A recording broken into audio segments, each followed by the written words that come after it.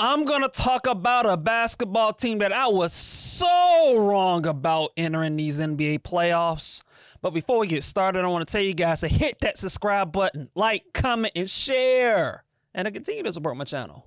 Biggest the Super Bowl. I got to issue an apology.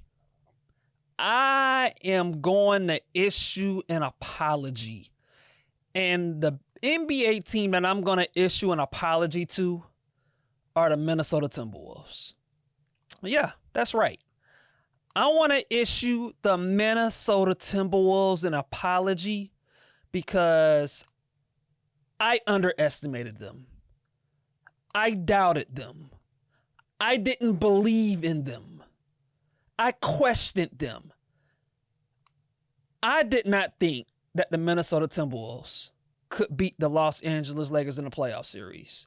I did not think, and look, I know the series isn't over yet, but I did not expect the Minnesota Timberwolves to go up 3-1 in this series against the Los Angeles Lakers. I did not see this coming from the Minnesota Timberwolves. And I was wrong. I was wrong about the Minnesota Timberwolves, and for me, I probably should have saw this coming. Because the truth is, when it comes to these Minnesota Timberwolves, is they had the profile of a basketball team that could get to the conference finals.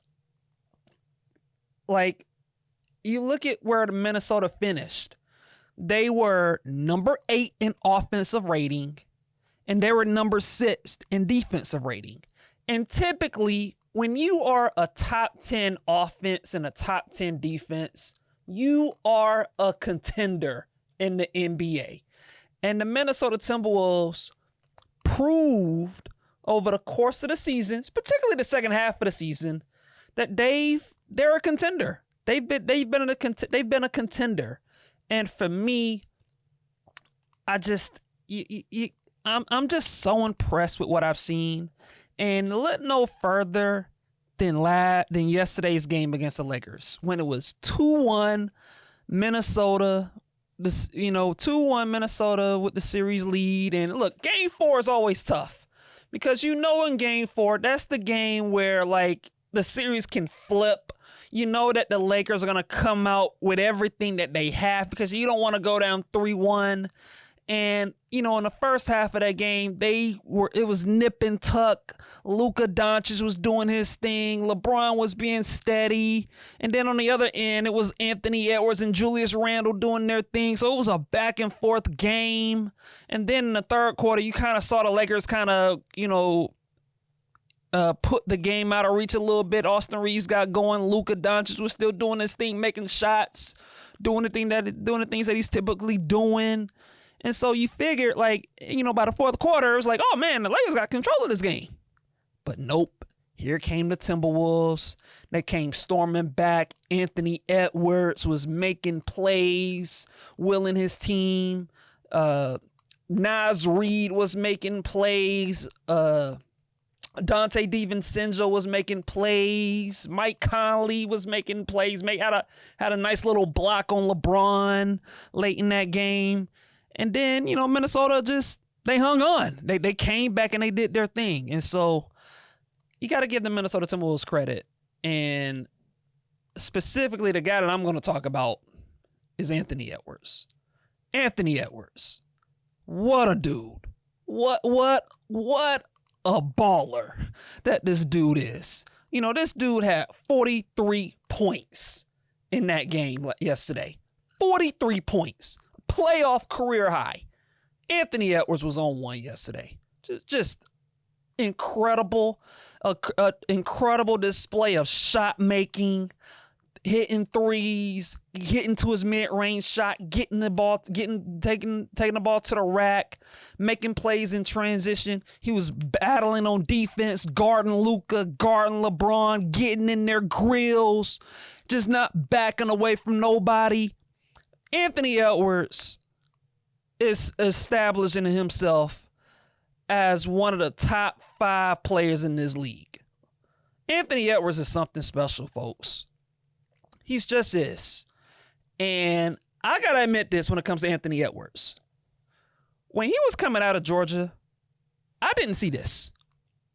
I did not see this when he was at the University of Georgia. Look, I know he was a highly touted prospect in high school, and I know he played in the city of Atlanta.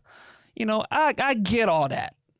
But I did not think that Anthony Edwards in the NBA could become this. I didn't see this when he was at Georgia. You know, when he was at Georgia as a prospect, I looked at Anthony Edwards as a guy that had some talent. You know, he had some skill, but I thought he was raw. I thought he was unpolished. I thought he had bad shot selection. I didn't think he was that good of a shooter. I just looked at him as like an athlete that just didn't quite know how to play and was just super raw, and thought of him as a dude that would take about 2 to 3 years to develop. That was my thought process on Anthony Edwards when he was a prospect. And so I wasn't really super sold on him at that time. But I gotta tell you this. The way that he's developed quickly from when he was a rookie to his second year and his third year and his fourth year, and the way he's just gotten better and better and better. And not only has he gotten better, but he's gotten better quickly. Like, some of the weaknesses that he's had have turned into strengths. You know, as a shooter, as a defender. This is a guy that led the NBA in total 3-pointers made. I mean, leading the league in 3-pointers made. Anthony Edwards doing this. And so he's becoming one of the best 3-point shooters in the league. And you combine that with his athleticism, I mean, it's off the charts. And like, even in this series so far, he's shooting over 43% from 3. Anthony Edwards. He's averaging 30 points, 8 rebounds, and 6 assists. Anthony Edwards in a series with LeBron James and Luka Doncic has been the best player in this series. That just speaks a lot to his greatness. And look, man, I gotta hand it to Anthony Edwards. Like, Anthony Edwards up to this point has been awesome. And you just look at this battle that he's had with Luka Doncic, and we know what the Luka and the Mavs did to Anthony Edwards in the last series, where he kind of had his way and Luka was hitting game winners over Rudy Gobert and dominating and just putting his imprint on the game. Like, that's what Luka Doncic did last year. And Anthony Edwards this year, so far at least, is getting this get back.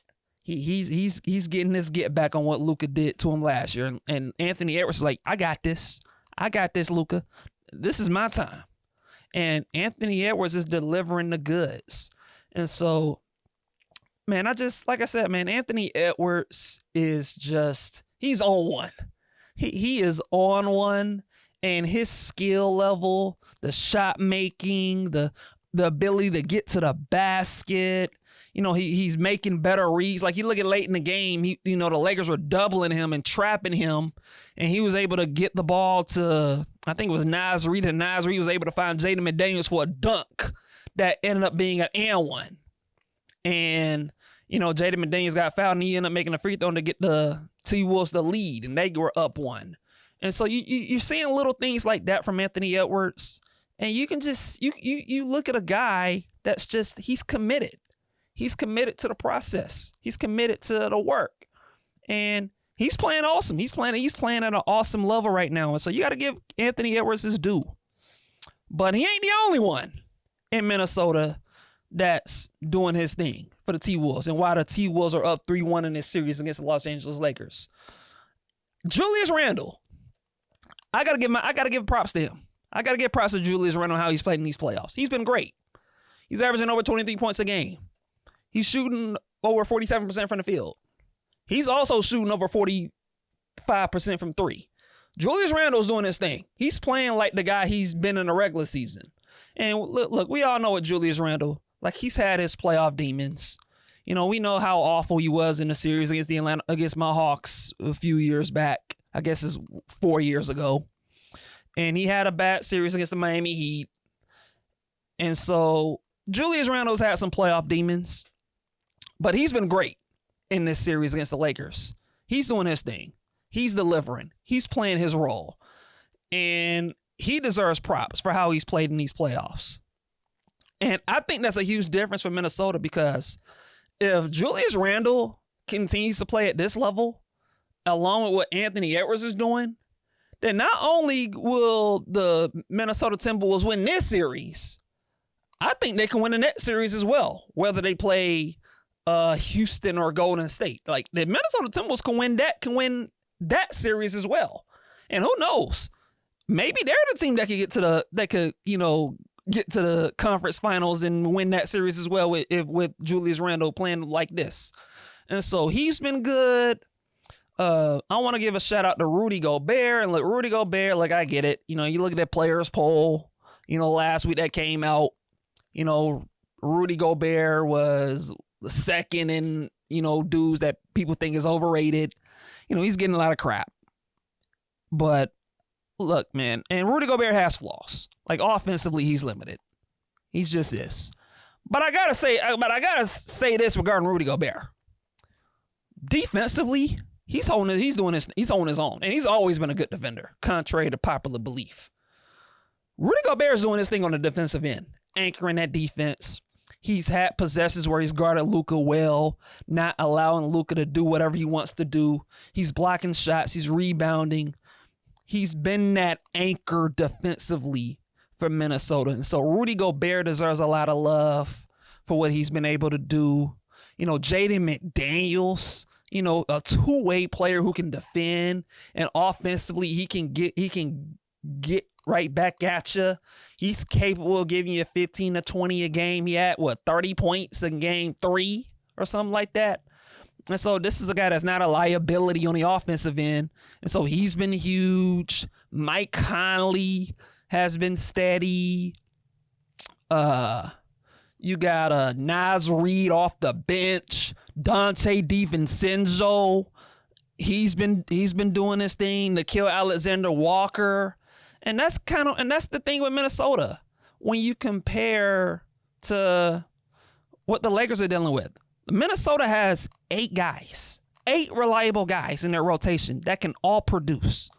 And I'm talking about Rudy Gobert, Julius Randle, Jaden McDaniels, Ant-Man, Mike Conley. Then off your bench, you got Naz Reid, Dante DiVincenzo, and Nickeil Alexander-Walker.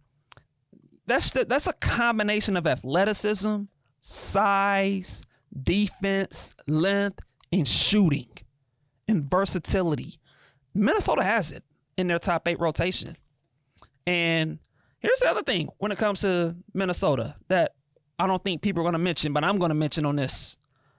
Remember when everyone said that trading Karl Anthony Towns for Julius Randle and Dante DiVincenzo was a lopsided trade for the Knicks, and that the Knicks won that deal?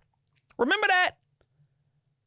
Because I admit, I was one of those people who thought that. I was one of those people who thought the Knicks fleeced Minnesota in that deal. I was one of those people. But you know what? That trade's kind of looking like a win-win for both teams. It is. Like, with how Minnesota's looking, with Julius Randle and Dante DiVincenzo in place of Karl Anthony Towns, it's looking like a win-win. Karl Anthony Towns is doing his thing for the New York Knicks. And by the way, shout out to Karl Anthony Towns for the big plays he made in that game against the Pistons yesterday. And so Karl Anthony Towns is doing his thing for the Knicks. But I got to tell you this, man. Julius Randle and Dante DiVincenzo are doing their thing for the Minnesota Timberwolves. They are, man. Like, you gotta give credit where credit is due. Minnesota, all of their guys are stepping up in Minnesota. They're looking like a well-balanced basketball team. And so you got to give them credit where credit is due. And, like, you look at this series, and I think where I totally missed the boat on this Lakers T-Wolves series is, look, I admit I was wrong. I was wrong. I was wrong. I was wrong. I was wrong. And like I said, Minnesota, I owe you an apology. I owe the Minnesota Timberwolves an apology because I underestimated you guys. But I think where I was really wrong about this series is I picked the Lakers in this playoff matchup with the assumption that I thought the Lakers could execute in close games. And that I thought that LeBron and Luka and Austin Reeves in a close game, that I would be able to trust those three guys over Anthony Edwards, over Julius Randle, over Jaden McDaniels and Rudy Gobert. And I would be able to trust that the Lakers would be the smarter team, a team that would execute and get the right shots and make the right decisions and make the right play, that I would be able to trust the Lakers in a format like this. But that just hasn't been the case, man. And I think it's telling that in the second half of that game, J.J. Redick rolled with a five-man lineup of Rui Hachimura, Dorian Finney-Smith, LeBron James, Luka Doncic, and Austin Reeves. That five-man lineup played the entire second half. The entire second half. All 24 minutes of that second half. J.J. Redick wrote with that lineup of Dorian Finney-Smith, Rui Hachimura, LeBron, Luka, and Austin Reeves. That's five guys. It's clear that J.J. Redick only trusts those five guys. And that's a problem. Because there's no center with that starting five. And you can tell late in that game that when the game got tight and Minnesota was able to make a run, that some of the shots that Luka was hitting in the first three quarters, he wasn't hitting in the fourth quarter. You know why? Because he was 1 for 7 in the fourth quarter of that game. And he wasn't hitting them shots. Why? Because he was tired. He was worn down. He was playing a lot of minutes, and you can tell the fatigue was getting to him. And so you saw, Austin Reeves, when Austin Reeves was getting it going in the third quarter a little bit, he was missing some shots in the fourth quarter. LeBron James was missing some shots. And so you can just tell that the fatigue that the Lakers had was just wearing on them. And when you look at Minnesota compared to the Lakers, it's just obvious to me when you look at this matchup that the Minnesota Timberwolves, they're bigger, they're deeper, they're more versatile, and they're more athletic. It's just the facts right now with this series. The Minnesota Timberwolves are the deeper team. They're the bigger team. They're the more versatile team. And they're the more athletic team.